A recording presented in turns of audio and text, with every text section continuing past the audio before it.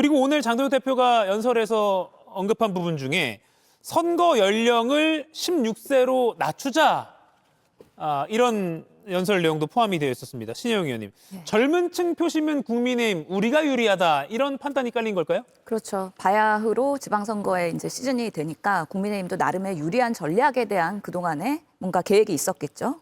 그중에서 이제 2030의 그런 젊은 층의 보수화 그리고 사실은 16세부터 정당 가입이 가능하도록 정당법이 개정된 게 22년도거든요. 그렇기 때문에 이제 16세에서 18세 사이는 정당 활동을 할 수 있고 또 18세부터는 이제 투표에 참여할 수 있는 것으로 점점 우리 세대에서의 투표 참여율의 나이가 하향되고 있는 건 사실입니다. 그런 면에서의 국민의힘은 16세, 17세에 대한 선거 참여, 출마 이런 부분에 있어서도 적극적으로 검토하겠다고 하는 건데요. 예. 사실은 이 16세면 나이가 고등학생들을 포함하는 거거든요. 네. 빠르면 중3도 될 수가 있고요. 우리나라의 그런 민주 시민 교육에 대한 빠른 뭔가 접근 이런 면에서는 긍정적인 부분이 분명히 있긴 합니다. 그런데 아직까지는 이런 부분에 있어서 그 나이대가 책임이나 아니면 판단력 이런 부분에 있어서 충분히 우리가 정치에 대해서 그들이 이해도가 있을 것이냐, 그럼 사전에 교육이 돼 있느냐, 얼마나 민주주의에 대한 시민교육이 시스템에 갇혀 있느냐, 이런 부분들이 먼저 나오고 나서 그다음에 정당 활동과 사실은 이제 출마까지도 이야기가 되는 건데 너무 급작스레 지선 앞두고선 나온 거기 때문에 이런 부분은 정개특위가 만들어지고 공직선거법이 이제는 개정돼야 되는 사안이거든요. 그렇기 때문에 너무 불쑥 들고 나왔고 그랬기 때문에 좀 갑작스러운 부분들이 분명히 있는 것이죠. 네, 김영 의원님. 갑작스러우셨어요? 어땠어요? 저는 이건 갑작스럽지 않다고 생각합니다. 왜냐하면 민주당에서는 충분히 많은 준비를 해왔기 때문입니다. 오늘 장동혁 대표가 제안했는 내용 중에서 민주당이 거절할 수 없는 명분이 가장 잘 갖춰진 내용이 이 내용이었습니다. 민주당 같은 경우는 2020년, 즉 당시에는 당원 가입이 18세부터 가능했었지만 2020년에 이미 예비당원 가입 협의체를 만들었었고요. 1618위원회라고 해서 16세 이상, 즉 당시 시점으로 당원이 가입이 안 되는 학생들을 대상으로 16세부터 예비당원 체제를 만들었었습니다. 그만큼 민주당에서 오랜 시간 이 예비당원 체제를 만들었기 때문에 청소년의 정당 활동에 대해서 준비를 많이 해왔습니다. 민주당은 과거에 주장해왔고 그때 당시에 입당식도 했었고요. 그 입당식에는 민주당 현역 국회의원들도 참석을 했었습니다. 물론 급한 상황이기 때문에 이 법을 개정하는 과정이라든지 아니면 논의 과정에서 수기할 부분이 충분히 있지만 이미 민주당에서는 과거에 협의체를 만들었을 만큼 준비가 튼튼히 되었기 때문에 저는 민주당에서는 이 논의에 대해서 환영할 줄 알았습니다. 저는 충분히 이 문제에 대해서는 전향적으로 판단하고 긍정적인 방향으로 나아가야 된다는 점을 말씀드리겠습니다. 예. 에너지경제신문 의뢰로 리얼미터가 조사한 정당별 지지도를 한번 볼게요. 1월 셋째 주부터 넷째 주, 다섯째 주 쭉 저희가 보여드릴 건데 보시면 파란색이 더불어민주당, 빨간색이 국민의힘입니다. 왼쪽은 전체 응답자, 오른쪽은 18세부터 29세로 이른바 10대, 20대 젊은 층으로 저희가 응답자를 한정한 건데요. 보시면 18세에서 29세 젊은 층의 응답자에서 1월 셋째, 넷째, 다섯째 주 모두 국민의힘의 지지율이 상대적으로 민주당이 배서 높은 걸 볼 수가 있습니다. 이승훈 의원님, 이런 결과가 있기 때문에 이런 제안을 했다고 보세요? 오늘 장동혁 대표의 제안 어떻게 보세요? 당연히 이 여론조사 보고 했을 것 같아요. 그래서 어떤 국가의 어떤 정치적인 미래를 보고 하는 것이 아니라 여론조사에서 20대에서 우리가 많이 나왔네? 그러면 이거 하면 선거 유리하겠네? 정도 수준의 발표이기 때문에 이게 정개특위 과정에서 통과될 가능성이 있겠습니까? 그리고 이게 또 학부모들이요 생각보다 반대할 수 있어요. 지금 중3 고등학교 1학년 학생들에게 투표권을 주겠다? 지금 시기적으로 맞나? 왜 지금 하나의 의문이 되잖아요.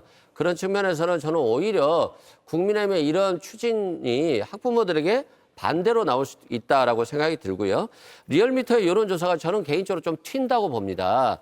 20대에서요 국민의힘이 이 정도로 높을 수가 없다라고 보고요. 갤럽 여론조사 같은 경우에는 오히려 크게 차이는 안 나요. 그런 측면에서 좀 리얼미터 여론조사가 좀 튄다 말씀드리고요. 다만 20대 남성들이 아무래도 국민의힘을 좀 더 지지하는 건 맞는 것 같아요. 여론의 경향상.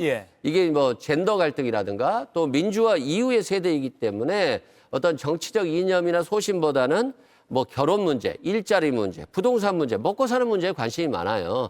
근데 아직 이재명 정부가 한 8개월 정도 됐습니다만 민생 경제가 청년들이 원하는 수준으로 올라오지는 않았어요.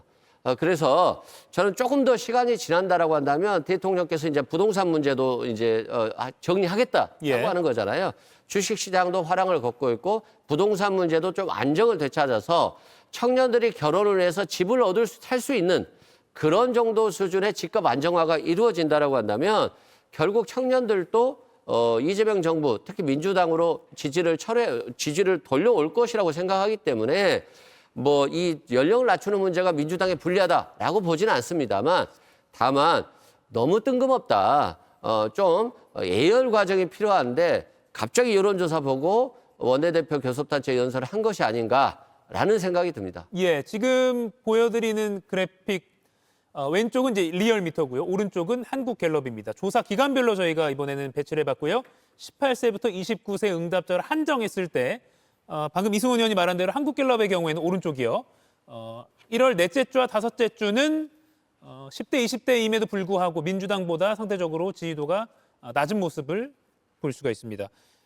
김기용 의원은 오늘 장동혁 대표의 이 연령 낮추자 제안 어떻게 평가하십니까? 저희가 갑자기 한 게 아니고요. 당원은 16세부터 고1부터 할 수 있습니다. 그러면 당원은 16세부터 정치적인 활동을 할 수 있는데 투표권이 18세부터 있다? 그건 맞지 않지 않습니까? 19세에서 18세로 그 선거 연령, 투표 연령을 낮출 때 민주당이 굉장히 적극적이었습니다. 민주당이 반성해야 될 대목은 뭐냐면요.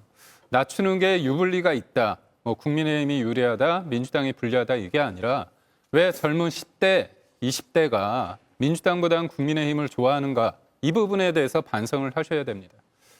미래 세대, 대한민국의 지속 가능성을 위해서 미래 세대의 목소리가 많이 반영이 되어야 되지 않았습니까? 이재명 대통령 입장에서는 지금의 지지율이 중요하죠. 그러다 보니까 매 110조씩의 국채를 발행합니다. 지금 1,300조에서 이재명 대통령이 5년 임기를 다하게 된다면 2,000조까지 국가 부채가 늘어나게 됩니다. 그러면 우리 미래 세대의 목소리가 반영될 수 있게끔 하는 게 당연히 맞다고 보고 있고요. 무엇보다도 16세부터는 직업을 가질 수 있습니다. 그리고 세금도 낼 수 있습니다. 그리고 1960년 4.19 누가 했습니까? 고등학생 때 했습니다. 그로부터 60여 년이 지났습니다. 우리가 지금 고등학생이 그때 고등학생보다 정보나 어떤 사회에 대한 관점이 낮지 않지 않습니까?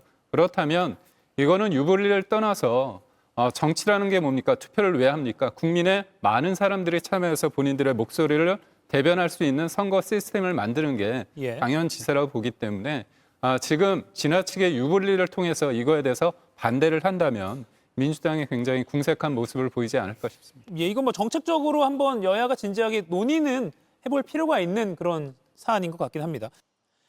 이가혁 라이브를 시청해 주셔서 고맙습니다. 이가혁 라이브는 평일 오후 5시 TV와 유튜브로 실시간으로도 함께 하실 수 있습니다.